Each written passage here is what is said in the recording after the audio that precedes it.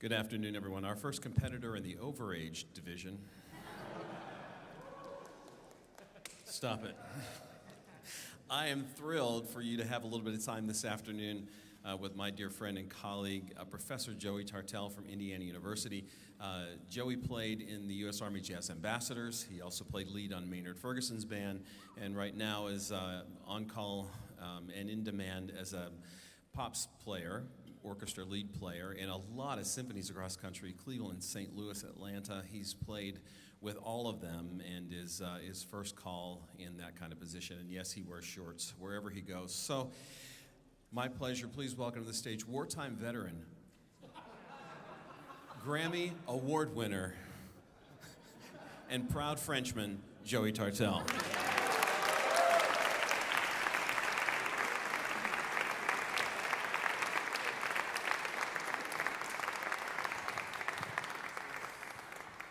Well, that was spectacular. All right, so what I'd like to do, everybody got horns? I don't see enough horns. We're going to play. I'm not kidding. So get ready. So first, I'm going to tell you a little about myself if you don't know me. I grew up in San Antonio, Texas, so I'm native Texan. I'm happy to be back in my home state, and I believe am the product of great teaching, great environment. I had great supportive parents. I had great band directors. I had great opportunity. And that leads to being able to do things well. So for me, it was always a little bit of a mystery seeing people who either weren't doing it or weren't trying or weren't that interested. I'm like, but this is easy. And that's what I want to tell you about. This is not hard. This is easy. So when I graduated high school, I went off to college and I graduated from the Eastman School of Music. And during that time, I worked at Disney in the summer, where they used to hire musicians. I wore a red, white, and blue tuxedo for an entire summer at the All-American College Orchestra, which was really cool. It wasn't. It was patriotic, red, white, and blue, not pink. So after that, I joined the Army. I was in the U.S. Army Jazz Ambassadors, part of the U.S. Army Field Band, which was kind of interesting because when I was an undergrad, I really liked playing lead in big bands, and during my undergrad, Woody Herman, Buddy Rich, and Count Basie all died, and I took this very personally. So the Army is like, wait, you guys have a big band? And I can come play lead in it? That sounds awesome. So I did that for 4 years, but I don't like to shave. I do like to eat, so that wasn't the job for me. So I went to grad school. I went to the University of Miami, and I was studying with Gilbert Johnson, who was the former principal trumpet of the Philadelphia Orchestra. I was his teaching assistant, and I was doing a master's in jazz studies, playing in the great jazz division down jazz program there. And just to show you how small the world is, and we could talk about this till the end of time, but for example, when I went to Disney, sitting right next to me in the All-American College Orchestra was this undergrad, same age as me, from Florida State, named Chris Moore. Maybe some of you have heard of him. He's done pretty well for himself, now the professor of music there. And when I get down to Miami, I'm starting off my master's, and part of my job as teaching assistant is to play in the school orchestra. And there was a freshman who had just gotten into the school there from Costa Rica named Jose Sabaja. So we sat next to each other in the University of Miami Orchestra. That's how small the world always is. And part of my job was teaching at that point, teaching undergrads, especially non-majors. And I left Miami and joined Maynard Ferguson's band. I did that for a couple years. And just to show you how funny trumpet teachers can be, when I told Gil Johnson I was going to be leaving a little early to join Maynard Ferguson's band, he said, "Are you sure you want to do that?" And I said, "Gil, I'm pretty sure." Yeah. So I did that for a couple of years, and I got off the road, and you're thinking, well, sounds like it's pretty easy for you. And this is always the thing when you're looking at old people. And yes, I know I'm old. It's okay. Well, everything was easy and worked out well for you. I got off the road and thought, well, what the heck am I going to do now? I wanted to play on Maynard's band, and now I've done that, so what's next? And I did what anybody would have done. I taught kindergarten for an entire year because that's obviously the next logical step. Yes, me, 48 6-year-olds. It was awesome. And then I ended up moving to Chicago, doing a lot of freelancing and trying to teach everywhere I could be. So I was teaching in music stores, teaching in middle schools, teaching in high schools, and building studios. Moved down to Indiana, and then I've been teaching at Indiana University since 2003. I've been there, this is my 21st year there. And what astounds me over and over again is how, especially when I was younger, the idea of, well, if you want a better sound, you gotta listen and practice long tones. If you want better articulation, well, you gotta, get the Arbenz book out and start playing that. If you want better flexibility, you get out that Colin book and you really work through that. And you want better fingers, you get that Clark book and run. But if you want better range, well, You're just born with it. There's no shot. This seemed a mystery to me, and I firmly believe trumpet playing is easy and trumpet players make it hard. So we're going to go after that today. And what I want to talk to you about today, because for some reason when people talk to me, a lot of times they want to talk about range. I don't know why. But I'm happy to have the discussion. Because here's what I firmly believe. All right, everybody who's got a horn, you got it ready? It's going to be this simple. I believe if you can do this,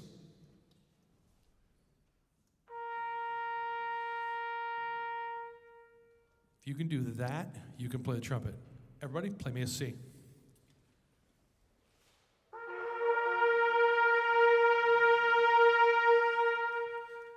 Anybody in this room think that's unattainable? There's no way that could happen.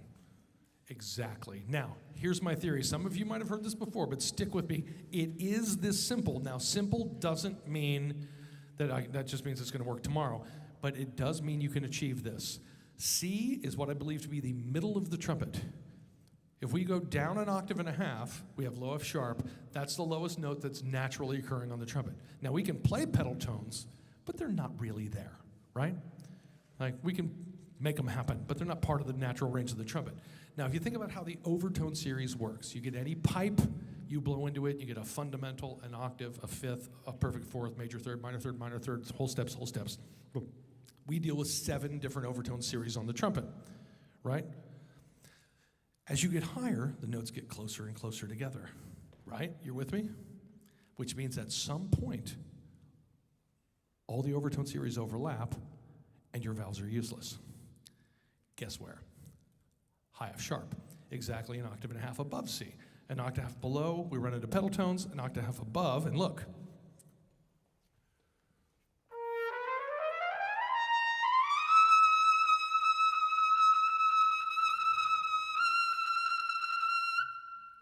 Right? Once I discovered this, it screwed me up for 2 weeks. Because I play a lot of lead trumpet, and I know that G is open. Except it doesn't have to be. And I've seen other great players, like, I think we've all heard of Wayne Bergeron. He's pretty good. Yeah. The first time I saw Wayne play live, because you want to see people play live, it makes such a difference to be in the room and hear them. So I'm watching him play with a big fat band going, wow, that guy's good. This is cool. Right? Because I'm a huge trumpet geek, both literally and figuratively. His high A's, I believe to be the best high A's in the history of the world.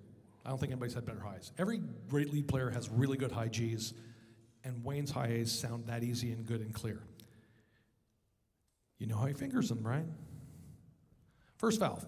So the first time I'm watching him play going, man, that guy doesn't even know his fingerings. Hold on. Doesn't matter once you get above high F sharp. Brian McDonald, who's a very good friend of mine, another small world story. As I was leaving Miami, finishing my master's, going out with Maynard's band, this young kid from Florida was coming in as an undergrad, and that was Brian McDonald. Now, he's the lead trumpet player in the Air Force Airman of Note. Tremendous, world-class, unbelievable lead player. Some of the easiest double Cs I've ever heard in my life, 1 and 3. I've been teasing him about it for decades. I'm like, you know, Brian, it's C. It's open. Until you hear him playing the band and go, maybe it's 1 and 3. So Bobby Shue years ago was like, those C's don't lock in, try them first valve. Sometimes that puts it in there. And it hadn't occurred to me, I'm so literal. But the horn works like it's supposed to from low F sharp to high F sharp. Those 3 octaves are right. So C's right in the middle, and we all just played a C. So what if we just move down by a half step? And it's going to be this simple. We're going to go up, but we're going to start where it's easy. This is, I always want you to remember, start where it works. Because a lot of times people are like, all right, I need to learn how to play high notes.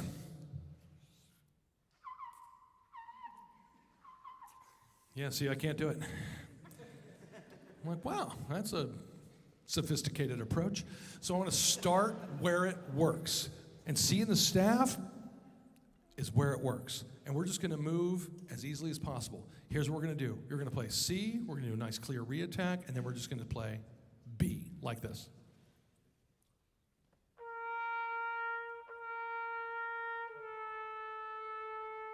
Ready? And.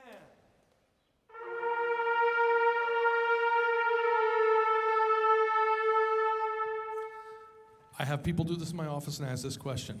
What did you do to make that B come out? And sometimes people think it's a trick. It's not a trick. You basically push down the second valve, right? Nobody feels like, oh, I've got to shift or set up or make it or place or move. It's a half step. It's nothing.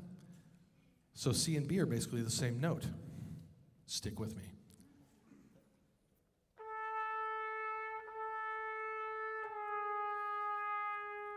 And play.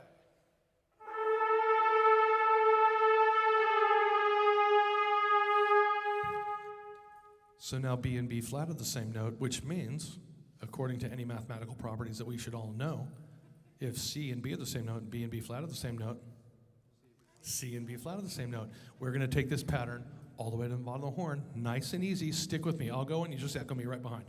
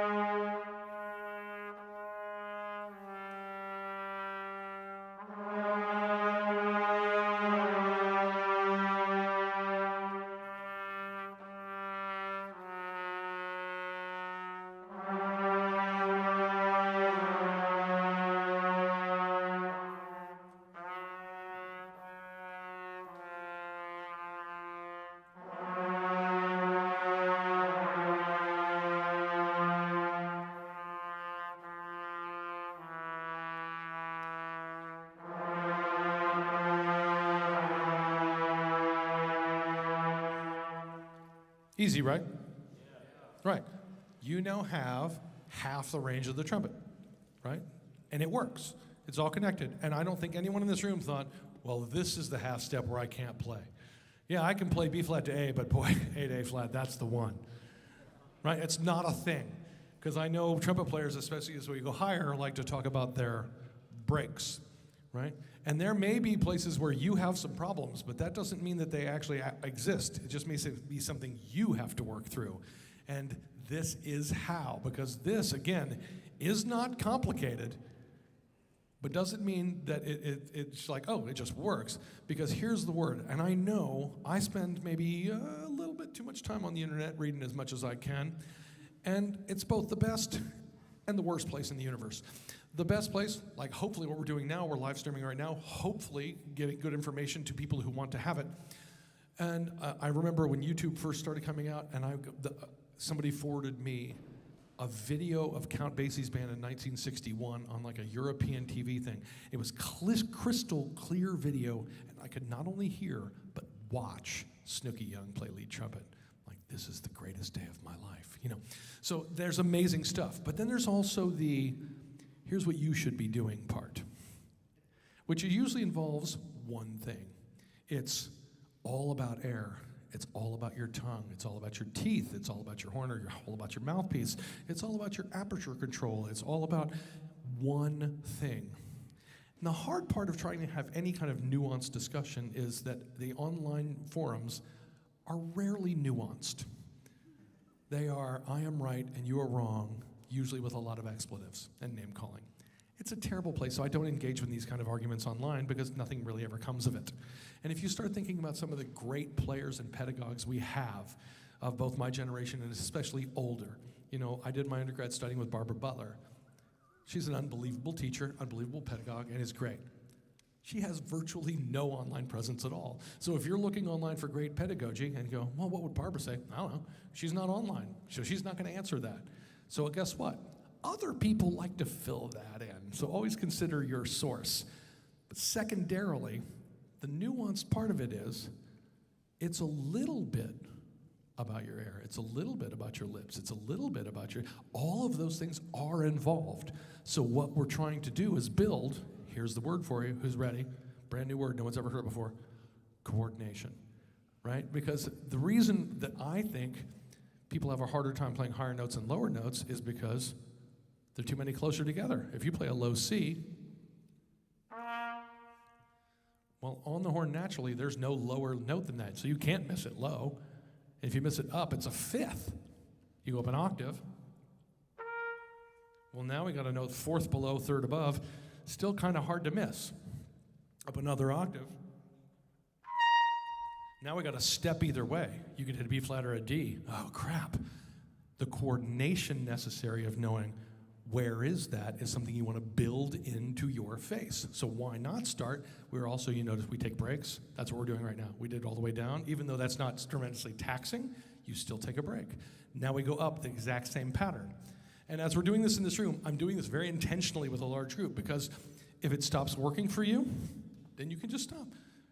You can lean in where it works. I'm not trying to beat anybody up in here. I want to go to where your coordination ends, but I'm going to go all the way up to high F sharp. So come with me and stop along the way if it stops working for you, and that's just fine, right? Here we go, starting at C again.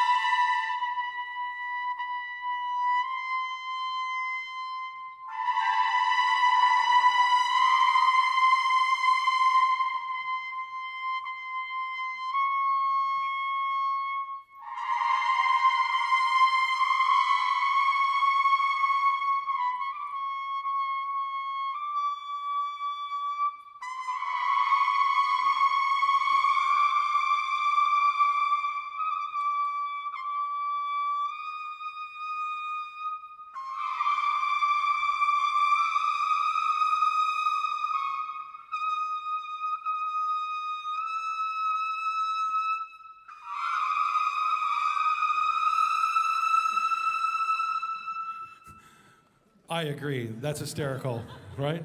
I love we have a room full actually doing this. That's awesome. Right. So you see, every half step, simple concept, doesn't mean it works. So then you're going to go, wow, I can play two, because I've been very frustrated meeting, especially lots of players who come to me and say, Joey, I need to learn how to play high notes. And I will say, great, what's the first high note? Because it's a great trick question. Because invariably, people will try and answer. Well, high C. Great. Play me a B, raise your second finger. And 9 times out of 10, they play a high C up, and okay, that'll be $1,000. But it's about building that coordination, because usually, and I don't know if anybody in this room just experienced this, you think my range is note X. And somewhere about a minor third below that in this particular exercise is where things start to change. Because usually where you think the top of your range is the top of where you can get, but is not the top of where you own and are fluid. This is one way, this is step one. We've got 4 steps today. I'm good, I get a little chatty, I will hold myself accountable because I know we got other stuff to do. That's step one, building the entire range of the horn. We've tied the whole horn together by half steps. It's 3 octaves, simple, right? I show this to people and they're like, seems like a trick. I'm like, it's totally a trick. Let's make it as simple as possible, because trumpet players are looking for some kind of, well, just give me the secret and then I'll just go do it. There is no secret. The secret is smart practice.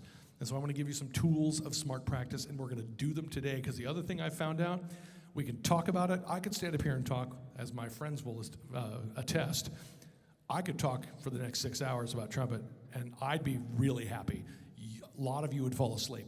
But I thought, I actually want you to not only see it, I want you to try it. And what safer environment than a big giant room? And you're going to see, right? So if we're going to do this by half steps, the next way we're going to do this is through some lip slurs. And I will tell you my frustration with most lip slur books when I was growing up. They all started in the middle, and you'd slur up a bit, and then slur all the way back down. Be like, see? I got the high notes, you know? And so on the worst way of doing it, and I do like playing bad trumpet because it's a particular skill, something like.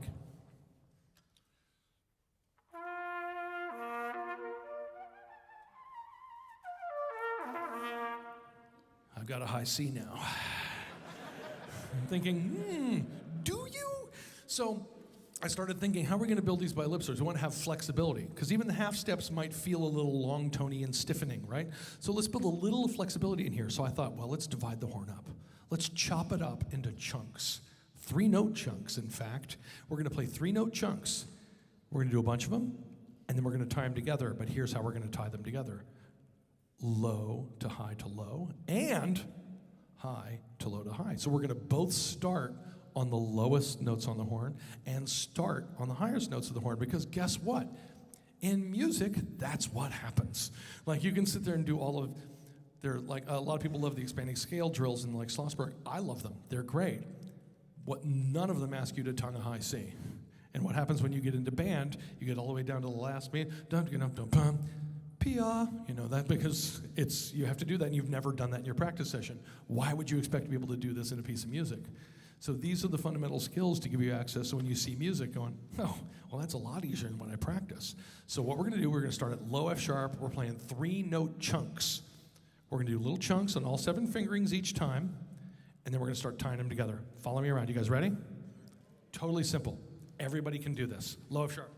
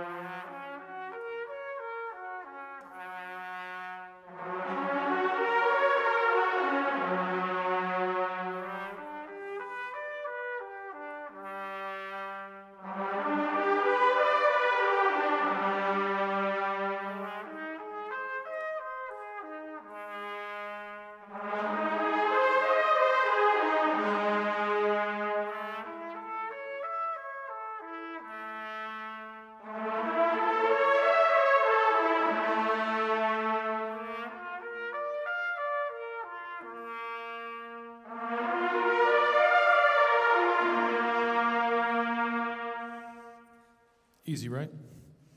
Yeah. Oh, again, start where it works. But as you can see, what we're doing is starting on every note of the horn. Because guess what? You don't know where music's going to start. So if you're starting your flexibilities on the same 7 notes all the time, you're setting yourself up to only be able to start on 7 notes. So we're going to move that flexibility around. So we're taking a little break right here while I chat. Everybody doing okay so far? You with me? Okay. So now we're going to keep going. So those are the first three-note chunks. So guess what? We're going to add more. So now we're going to go back and do 2 more and then connect them all the way again. All we're doing is building the entire range of the horn into your face. So you might find with different ways of going about it, it works better or worse for you. So I'm always looking for new ways to do this. And for me, simple ways, because the simple ways, if it doesn't work, like if you go,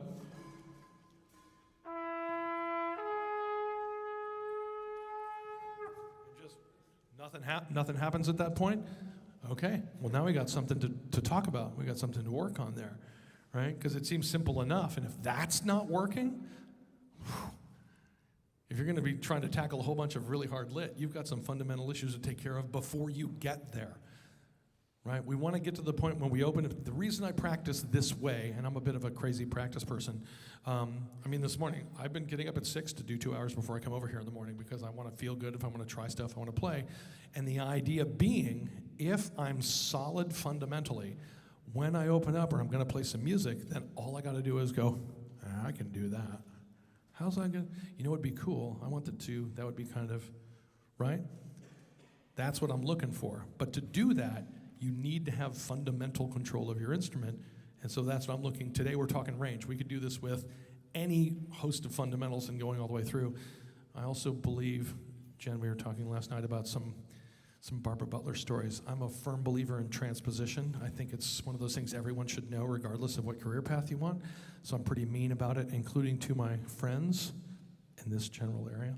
So we could talk about all of these things and how to practice. Today I want to talk about total range of the trumpet. And I will tell you that Dr. Stoneman, who introduced me in such a kind and harsh manner, has decided I should write a book, and he wants me to call it Tartell's Integrated Range Drills, which would then be TURD. So I think we might need a better name, so I am accepting name suggestions. So please feel free. I'm pretty easy to find. Tartell's kind of a made-up last name, so Google me and send me an email, and let me know if you think of a better name, because that one's not good. So we're going to continue. So we're going to start on A sharp. So we're going to do 7 there, and then C sharp, 7 there, and then tie those together because they're overlapping. So again, we're just overlapping, reinforcing good, fundamental, clear articulation, clear sound, clear flexibility, and tying it for the whole range of the horn. Stay with me.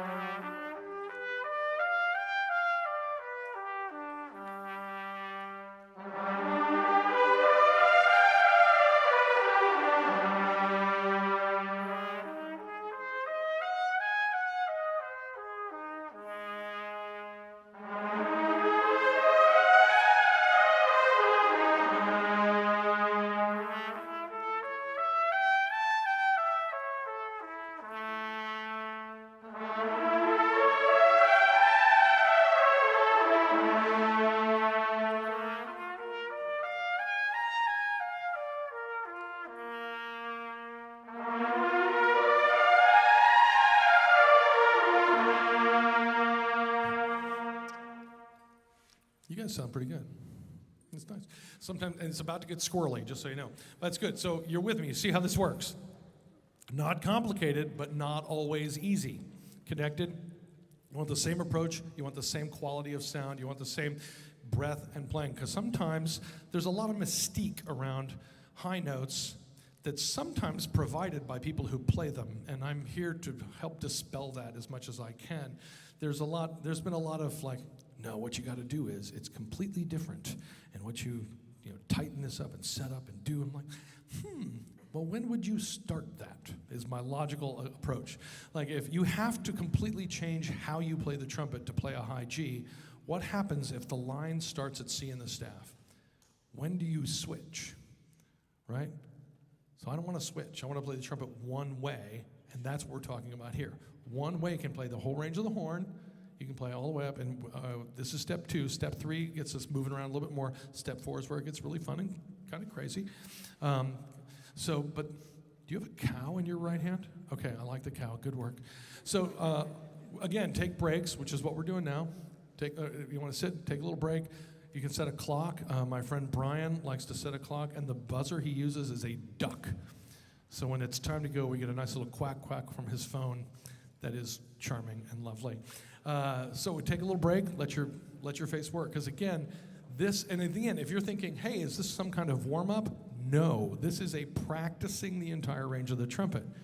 But it's not intended to beat you up. It is intended to stretch you through the entire range of the horn and push your boundaries. Your practice sessions should be pushing the limits of what you can do technically and musically.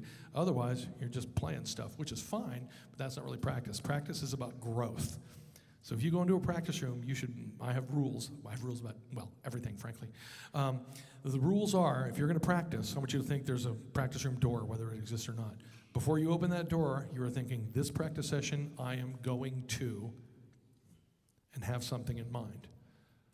Then you go in and you do that. And if that takes you 5 minutes or 40 minutes, and you are done with whatever that is, walk back out of the room.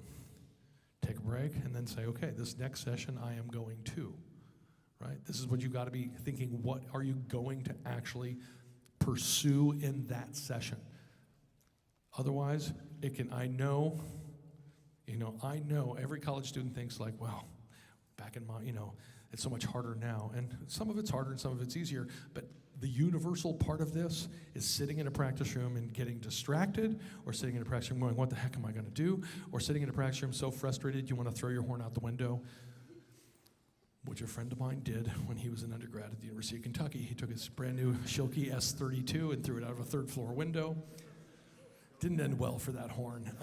So don't do that. Don't throw it out. That's where you put the horn down and take 5 minutes, and then when the duck quacks, go right back in. So now it gets squirrely because the partials are getting closer and closer together, and with the alternate fingerings, I want to use, at least on the first 3 of these, to keep the lip slur part of it together. I'm not worried about tuning. I'm worried about center of pitch, wherever it happens to be. Right? So I just want you to play what I play, and if it's not exactly in tune in the room, play down the center of your horn as we try and tie these next 2 partials together. All right?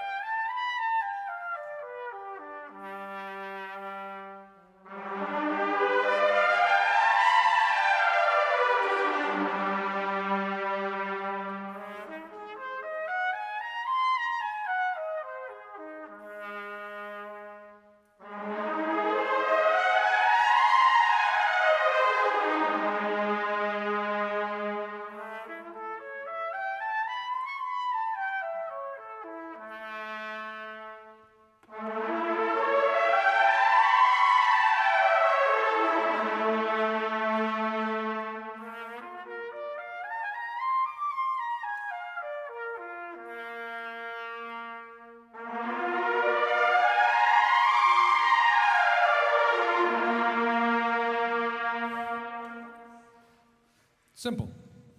Not always easy, but simple, right? So there's two more to stack on, and then we're all the way up to high G, and that's kind of the full range of the horn, right? It gets super squirrely. We can try them. I'm not sure that's beneficial in this room at this point. We may bail at this point and go to step 3. But the idea, I have this all written out. You can send them to me, or do I save it? The other working title of the book is a running joke that somehow I've become French. I don't know that happened. Bill has named the book Wee Wee Double C, which might be a better working title than Turd. So you guys, again, can please let me know. I do take suggestions. So, but again, you see what we're trying to do. Now, this is why I can't stress enough. We'll take a second now. I want to stress this, especially at an event like this. Seeing people play live is necessary for your growth as a musician. I grew up in San Antonio, so there was an orchestra there, and people would come through town. I'm of the age of Chuck Mangione hitting pretty big when I was just in high school. Coming into town, I'm like, Mom, we've got to go see Chuck Mangione because I want to hear Feel So Good live, right? And it was super cool. I'd go see the orchestra when I could. Anybody would come through, go see big bands as they came through. And so if you have that opportunity, because I will tell you on Friday night, I'm a huge trumpet fan, a trumpet geek. You probably figured that out if you didn't already know. I was sitting right there for Caleb's recital because I actually thought I was going to go first, and I'm like, oh, cool, I'll play my tunes and I'll go watch Caleb. Like, no, Caleb's going first. I'm like, okay, I'm going to go sit down and watch. So I dumped my horns back there, said hi to Caleb, and I sat right there as he sat up here. How many people were here and watched that? Now, if you watched that online or you saw a recording of it, it would have been really, really good, right? In the room, so much better. You need to see people live for a lot of reasons. And for me, it's these. One, to hear what it really is like with no sound production, to hear what it sounds like in the room live and watch them doing it and go, okay, that was cool. Because sometimes you see great players, and for me it started, I was 16 years old. I've told this story before. If you've heard this, sorry. I found out Alan Vizzutti was playing at a bandmasters convention in downtown San Antonio and told my band director I needed to leave class. He says, Joey, you cannot just leave high school. I said, who do I need to talk to? So he sent me to the principal's office, and this is the benefit of being a good student, because either the principal or vice principal walked out and said, Joey, what are you doing in my office? I explained who Alan Vizzutti was, I explained that he was playing downtown, and I explained that it was very important that I go see him. And the principal wrote me a note to be able to leave school. I know, right? If you're a good student, I was that good kid who played high notes with the marching band, so like, oh, he's fine, let him go. So this is the first time I saw Mr. Vizzutti play live. And I was sitting about 10 rows back, dead center in a ballroom, and watched him play. And here's what changed for me that day at 16 years old. If anybody's seen Al Vizzutti play, he's pretty good, right? So he's playing all of this amazing music, technical wizardry, beautiful stuff all over the horn, and it pretty much all looks like this.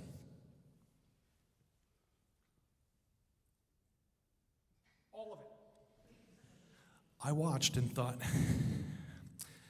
I know what he's playing is really, really hard. He seems to know that it's easy. I need to know what he knows. So it changed kind of how I thought, because he's playing this like, yeah, check this, isn't this cool? Which, by the way, it was. But I'm thinking, if I were to try that, I would come at it from this is so hard, it's just there's no way it can be done.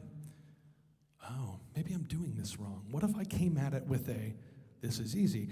You watched Caleb play here the other night. Did it look like he was working his tail off? No, here's how I described it, and I haven't talked to him about this, so you can pass this along. I think it's the most comfortable trumpet playing ever. That was the word I came up with.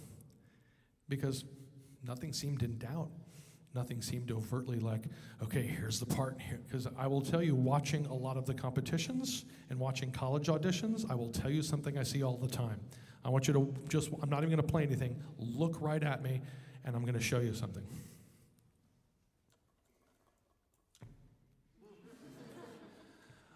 Without anything, I know where you think the hard part is, right? So in watching him the other night, he's standing or he's sitting and he's playing, and it's gorgeous music, and it's beautiful trumpet playing. And it was nothing in doubt. I was never worried. I was never nervous. I was never anything other than, wow, this is just gorgeous music. Sure looked easy, didn't it? But you know it's hard, right? Think about that, right? You want to think, oh, maybe I'm thinking about this wrong. Maybe you want to make it easy. And with the range part of it, because this is, again, not, I didn't say this once, so not again. Originally, this is not stylistic specific. This is stylistic neutral, right? Because you might be thinking, well, this guy's a lead player. That's only applies to lead. How come he's playing so many low F sharps? Because I'm not talking about style. I'm talking about the fundamentals of the instrument that apply to everyone that wants to play, right? It doesn't matter if you want to play lead in a jazz band, or you want to be a soloist, or you want to be in an orchestra, you want to be in a military band. I don't care what you want to do. You should have complete control over the entire range of the instrument, because it just makes playing the trumpet easier. And I will tell you that the best players in the world at all of those things all do, right? Here's a great one. You guys, do you think I can get away with this, Brian? Okay, Brian's egging me on. The first time, this is a little bit of a name drop, I'm very sorry. The first time I played with the Cleveland Orchestra, stop it. So Michael Sachs, we all know Mr. Sachs, right? He's amazing, he's a great trumpet player. We were doing a movie, and it was Singing in the Rain, which has a lot of stuff. And so we were both there, and we wanted to split up the book this way and this way and this way. But we were getting towards the end, and there's this line, big into the first half, that goes all the way up to high G. And he's like, yeah, you got that one. And in the rehearsal, he's like, gonna bother you if I play that too? I said, oh, did you want to play that? He goes, no, I want to play it with you. I'm like, okay. So you might be thinking, well, Michael Sachs is an orchestral trumpet player. Surely he doesn't have high Gs. You would be wrong. You'd be very, very wrong. So right down, like we're playing unison, right down the middle, and I'm thinking, what do you need me for?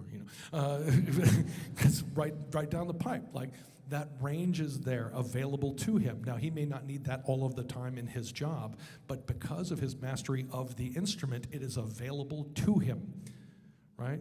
So if we're talking about this before we get to step 3, I like step 3, and then step 4 is Crazy Town. You're gonna love it. I want to ask, because here's the thing I want you to think about. You've been listening to me play, right? So if you listen to this sound,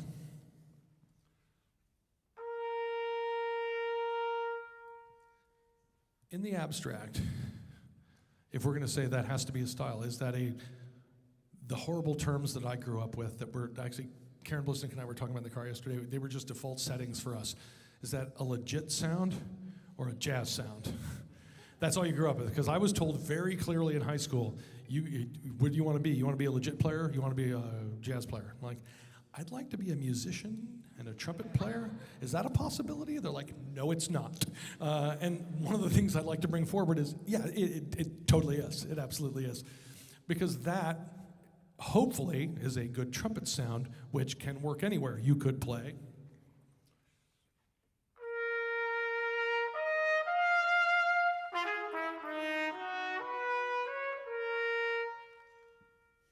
Fair? We've heard of that one? Okay, good. You could also play.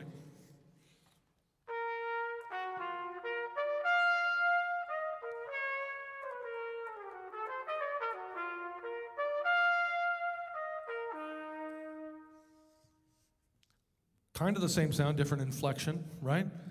If you don't know that, that's from a Chet Baker album. What's the name of that tune? Crap. It'll come to me later. It's a good solo in the middle. You should check it out. It's on Once Upon a Summertime. Crap! No, I can't remember the name of the tune. I'm a terrible person. I remember the album title. Well, it'll come to me later. The sound itself, you want a full and a clear sound. If you have a full and clear sound, it can be a very versatile thing that can work in lots of different environments. And again, we're talking about range today, so I want to talk total range of the horn. So now we're going to go to step 3 because we've taken a break. Everybody ready for step 3? You're with me on step 1 and 2? Okay. Thank you for the enthusiasm on this side of the room. We have some Hoosiers here. Go Hoosiers. Yes, these are my people. Now, if you might be wondering, I've been teaching at IU for 21 years. Surely I would know what a Hoosier is. No one knows what a Hoosier is. There's all kind of urban legends of, well, really it came from, and really it came from. But the best thing we have is it's someone that lives in Indiana. So that's all we've got. So step 3 is I center the horn around C's and G's and expand from there. Because a lot of times what I heard growing up was this. Well, if you can play low, just figure out how to do that higher.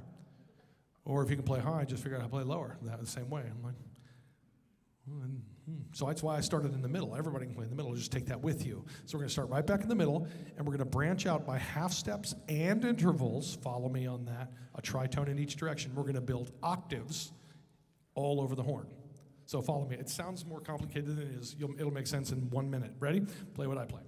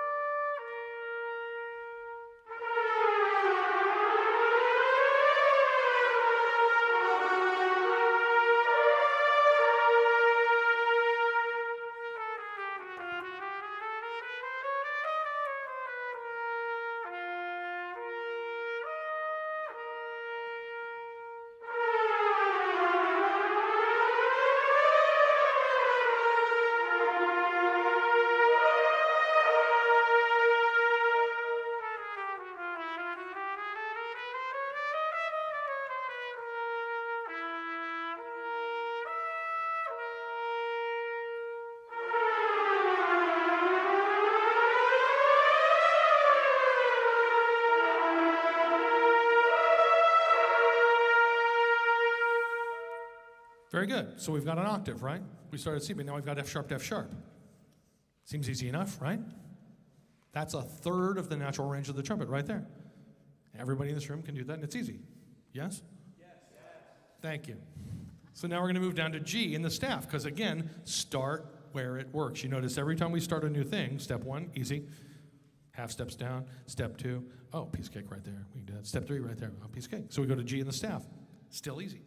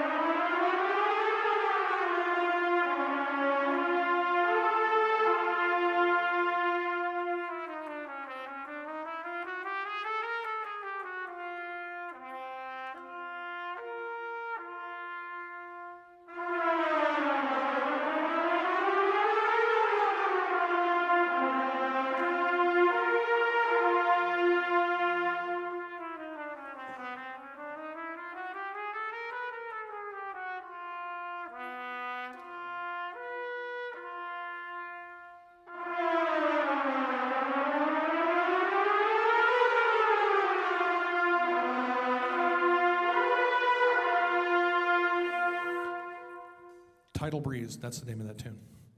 It's a great tune. Finally came to me as we were playing. But you see what we did? So we built the F sharp to F sharp, right? And now we have the C sharp to C sharp. They're overlapping. Oh my gosh. Perhaps even some built-in redundancy is a good idea to practice, because then anywhere we start, we're comfortable.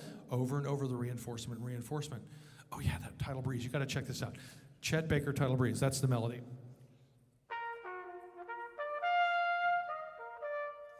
The solo's great.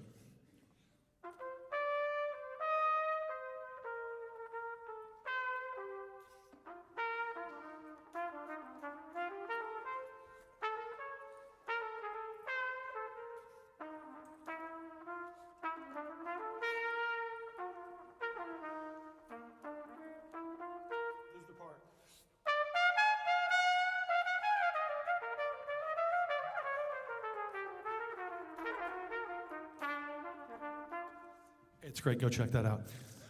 You need to know that. You should be listening to that. And everyone in this room could probably play that whole solo, so transcribe that if you want to learn how to play jazz. That's a whole different hour and a half. We don't have time for that now. I can't believe you made me go there. So we've built F sharp to F sharp. We built C sharp to C sharp. Now we're going to pop that up an octave and do G on top of the staff. You guys with me? There we go.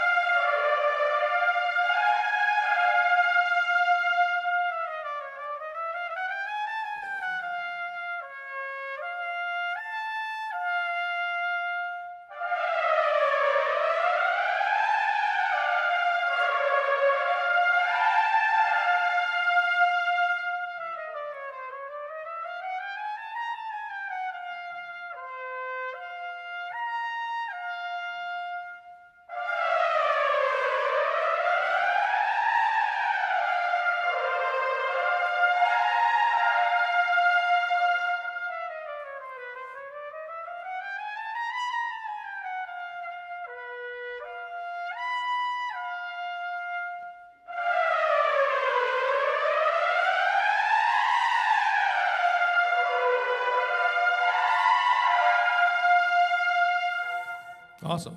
So now we built F sharp to F sharp, C sharp to C sharp, C sharp to C sharp, all kind of overlapping. So now we go down to low C. Right? We're doing all right? Ooh, good. I'm actually doing all right. Sometimes I can get a little chatty and be like, I can't leave yet. We still have more stuff to do. And they're like, you don't have the room anymore. So I want to make sure I get through everything I want to get through, and I think I'm actually going to make it. I've been thinking about this really a lot over the past 3 weeks of how I wanted to structure and how I want to do this. And I've gone back and forth and changed my mind at least, I don't know, 15 times maybe. And so I finally settled last night on, okay, this is definitely what we're going to do. I knew what I wanted to cover. I'm not sure how I want to do it. I hope this is working. If it does, please let me know. And if it doesn't, go like, what the heck were you thinking? I can take it. I like constructive criticism. So now we go to low C, same pattern. You guys with me? Good.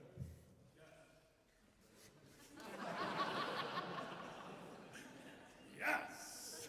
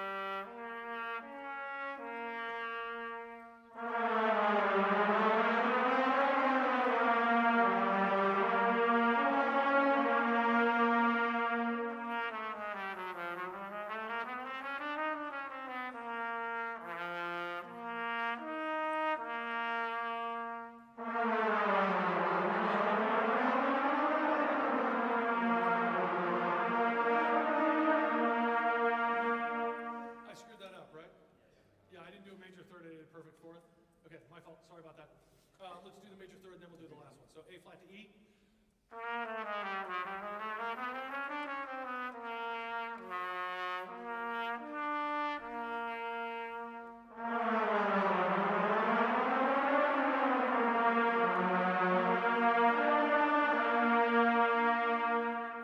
Now the F sharps.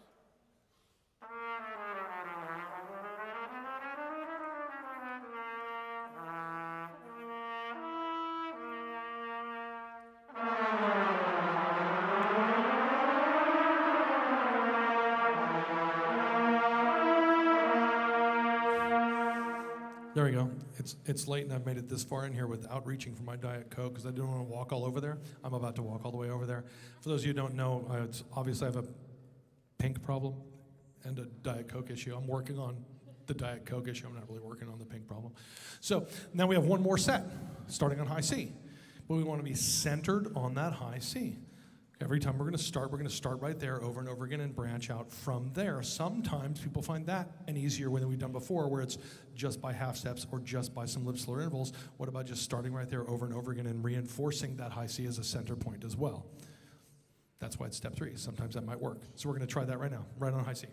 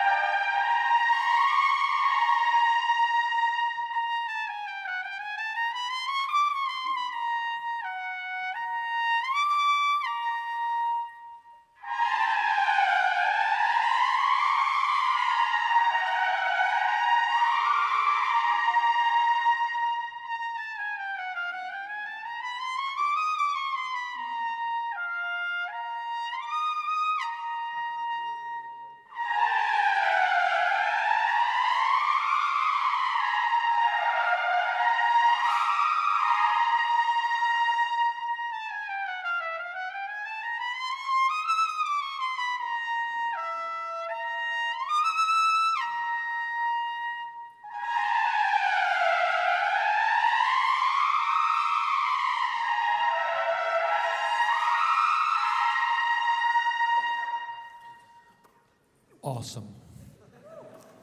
Actually, it sounded good here in the room, but you see the idea. Now what we've done in 3 different ways, whole range of the trumpet, the whole natural range of the trumpet. And I keep saying that over and over again because, like I said, once you get the high F sharp, the horn doesn't work kind of like it's supposed to, but there are still demands placed on us to play in that range. Now, we haven't really talked about equipment because I don't know most of you in this room, and I certainly don't know you're playing well enough to really discuss equipment. But I will say this in the abstract. If playing in a commercial style and playing lead in a commercial style is something that you're interested in, then I sort of have a logical think of, if I wanted to be a world-class orchestral trumpet player, most likely my equipment's going to be somewhere in the neighborhood of other world-class orchestral trumpet players.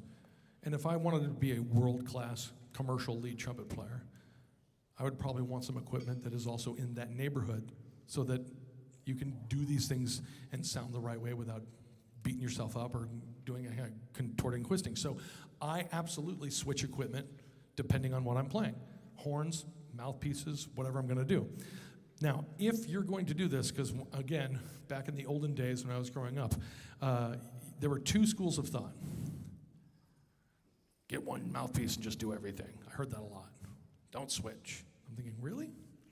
Like, if I want to sound like world-class orchestral player and world-class lead player, and they're using wildly different equipment, and I really do want to do both things, and I'm not talking about compromising, I want to do them both at the highest level. I should probably be in the ballpark. So why get a middle ground unless that's all you want to do is find the middle ground. I really want to be able to do both things well. So I absolutely switch equipment. So right tool for the job sort of vibe. If you're going to be someone who is switching equipment, you must practice on everything you're going to use, because the number of, well, I won't name names because it's going to make him sound bad. A very good friend of mine who's primarily a commercial lead trumpet player, and he's dynamite. You've probably heard him. We were doing a gig once together 2 weeks before Easter, and it was a big band thing. And he goes, "Oh man, that's right, Easter's coming up. I got to get my legit piece out." And I started chuckling. I'm like, "Oh, I need to see what that is," because I couldn't believe that this was something he wanted to do. And then he showed me something that was way closer to what I was playing lead on at the time. And I'm like, "That's your legit piece? Oh my gosh, what's that sound like?" So, and then I've also seen way too many people on maybe the classical sides going, "Well, yeah, I mean, I've got one of those, and I only play it when I have to." I want everything to be home base. For those of you who don't know me, I've talked about this a lot, so if you've heard this, I'm sorry. I get up, and usually when I'm home, I'm in my office usually around 7 o'clock, the metronome starts going, and I have a practice routine that I like to do every morning that takes me through 10 different horns. Because then, even if I don't touch them again, they're home base.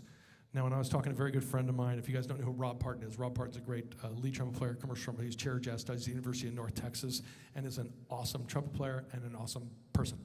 We were on a big band gig together, and he was telling me, so you do what? And we've been friends for a long time. And this was in the 90s, and I tell him, and he looked at me and goes, you play flugelhorn every day? And kind of laughed, and I said, follow me on this. Let's say I play flugelhorn 10 minutes a day. So roughly 300 minutes a month, which is 5 hours. 5 hours a month times 12. What's 5 times 12? I know, yes, there's always going to be math. So I play, without practicing any music, and I like to practice music, I'm playing flugelhorn 60 hours a year. So over the last 10 years, I played 600 hours of flugelhorn before I've touched any music, and you've done 0. Who's more comfortable on flugel? And he went, well, when you put it like that, and this is why I do this, and I play B flat, C, E flat, piccolo, cornet, flugelhorn, and I've got an alto trumpet and an alto flugelhorn, and then I recently got an E flat cornet and bass trumpet. So I hit all of those every morning. That's my first 2 hours of the day. Now, sometimes I don't get back to them when I'm practicing music because I'm practicing what's coming up or what I want to work on, and maybe I don't touch my alto flugel musically for a couple of days. But when I go to it, because I've touched it every day, it's home. So if you're going to be switching equipment, make sure you're practicing that equipment regularly, or it's not going to be home. If you're just pulling it out for the gig and going, yeah, I don't know what the deal is, like it's all squirrely. The mouthpiece isn't squirrely, you're squirrely because you're not comfortable on it. So for step 4, I'm going to make it. I'm so happy with myself. Step 4, I'm going to switch. I'm going to switch because now what I want to talk to you about is the range from high G to double C, because it's weird up there. It's like a ambiguous, amorphous blob up there. So I'm going to switch and grab a Diet Coke and my other mouthpiece. Give me 1 second.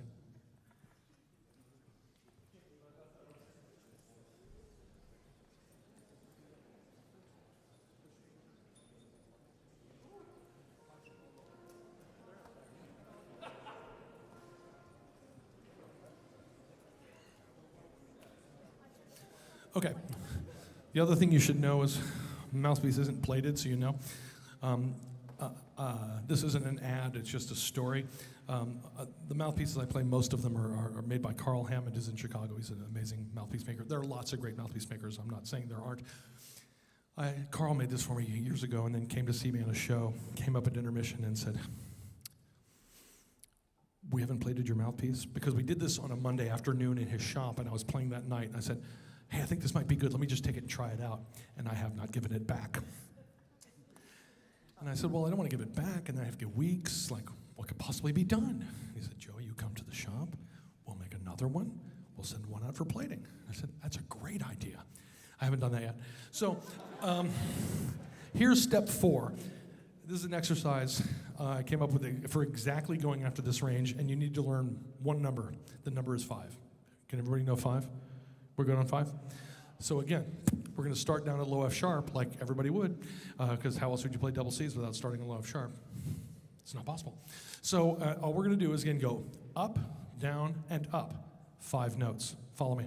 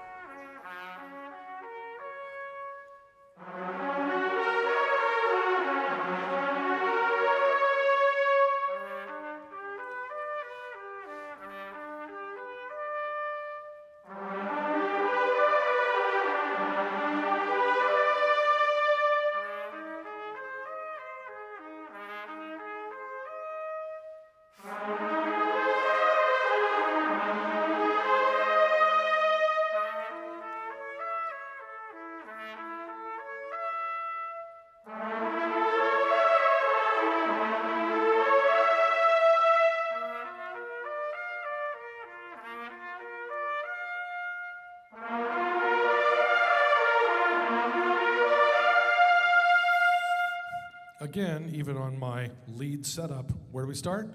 Where it's easy, where it works, and you should be able to play a nice, clear, low F sharp on anything that you're going to perform on. The idea of, well, this mouthpiece I can play a high A on. Well, can you play a low A on it? You still need whole range of the instrument with a full and clear sound. Otherwise, it's not, the equipment's not worth it. If it doesn't sound good everywhere, don't use it. You got to be able to sound great. If you just like, well, I can get this one note with this mouthpiece. No, do the work and get and build it everywhere, right? So now we jump up an octave, same pattern, 1, 2, 3, 4, 5, starting on F sharp and the staff.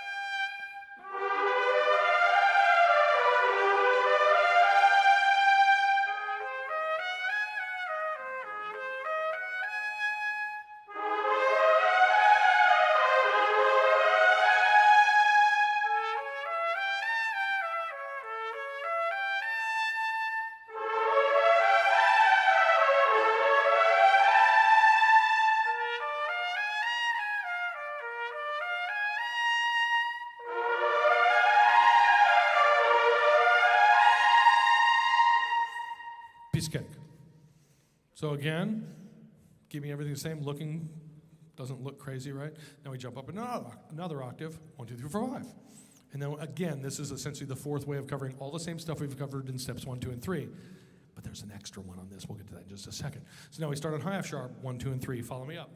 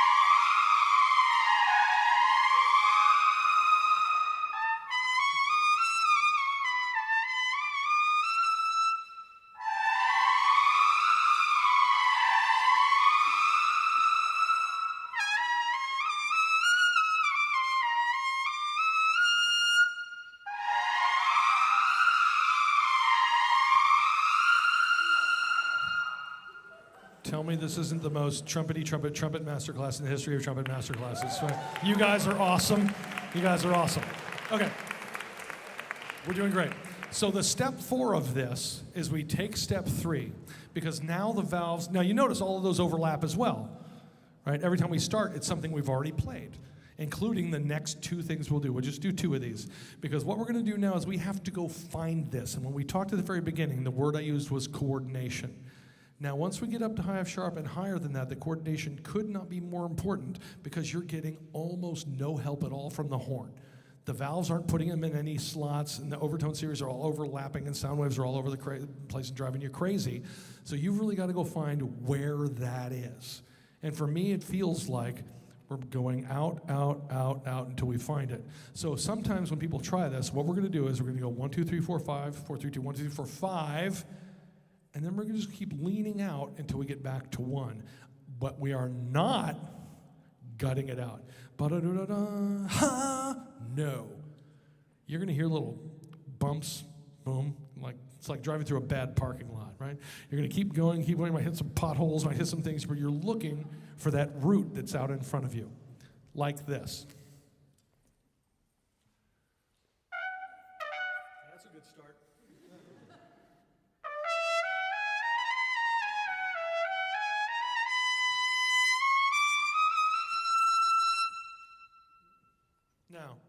I go and find it. I'm blowing out on, oh, look, there's where it's there. Because these first two notes we've already played.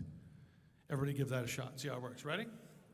Just give it a shot. If it doesn't work, it doesn't work. I don't care. Go for it.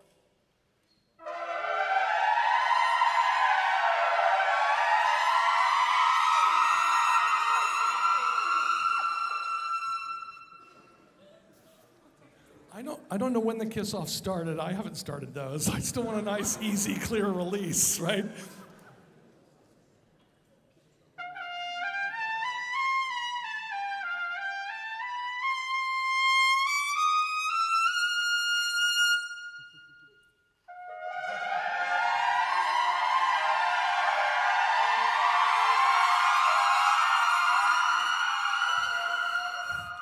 This is how you get that range to all the way up to double C. You go find it, because it's not there. You know, like if you play, you can be fairly confident those notes are there because there's nothing else close to them. Up there, your vowels aren't really helping all that much, which is why mess around with alternate fingerings, because wow, it feels like it should be there. Sometimes you'll get like a yodel, and it feel like I'm like, you're on both sides of it, but can't find the middle. Try a different fingering, try different stuff. Whatever works up there, if you've got it connected to the rest of the horn with a full and clear sound, you're on the right track. All right, give me 1 sec, because, we have like 7 minutes. Is everybody cool with what I've said so far? We good?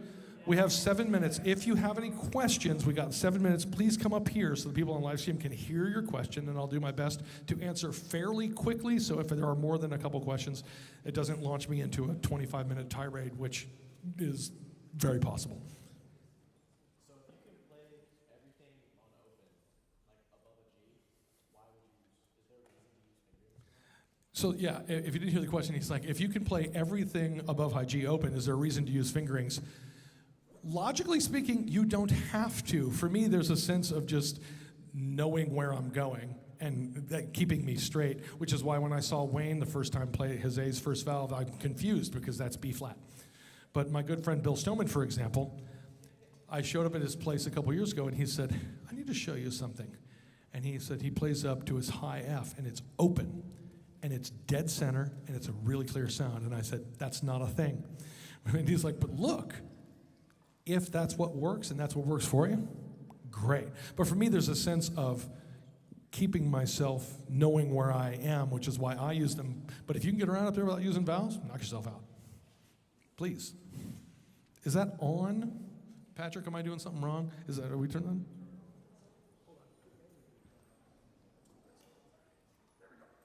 Hello? Oh gosh. So my question had to do with earlier in like section 4. You said that you spend your first 2 hours of your day playing all of these different trumpets. That's correct. So each one of them is home base for you. Yeah, that's correct. So my question is, to make all of them home base, which one do you start with every day? Do you start with a different one every day, or do you always start on B flat? How do you? That's a really great question. If they're all home base, where do you start? Maybe this is just because I'm old, but for me, I start every day on B flat trumpet. And oddly enough, I've talked to other, like Michael Sachs, for example. He plays almost exclusively C trumpet. He starts every day on B flat trumpet. So I was like, really? Do you really? I love you even more now. That's awesome. For me, I think that's just the built-in part of, I think I perform more on B-flat trumpet. So I still start, it's what I started on, because what really started this for me, and I know I'm already getting off on a rant here. Here's what led me down this path. When I was 19 years old, sophomore at the Eastman School of Music, and a lot of my lesson stuff, our lesson sheets, were pretty much a lot of C trumpet. The first time I heard somebody play a Brandt etude on a B-flat trumpet, I'm like, what are you doing? That book's on C and B flat, because that's how I learned it. I thought it was just confusing. I went into a practice room, and I pulled out my B flat trumpet, and I played something, and I thought, this horn feels big. And I thought, oh no, like alarm bells went off in my head. This did not feel like home bass. Because now the good news was, C trumpet was feeling really good. I was feeling very comfortable on C trumpet, but at the expense of B flat trumpet. And that was not okay with me, which is what led me to where I am today, like as a crazy person where 10 horns are really home bass, which I think I showed if you guys were here Friday night, like the switching to the bass trumpet and back, right? A lot of people are like, come on, that's not really a thing. That is totally normal for me, and I believe everyone in this room, anybody in this room that wants to be able to do that, could do that. I'm a firm believer, I'm a teacher, so I believe everything is learnable. So sometimes you see stuff and go, well, yeah, but that's not really possible. Yes, it is. Here's the logic. Are you ready for the logic? If you see it done, that means it's possible. And if it's possible, somebody's done it, and then why couldn't you do it?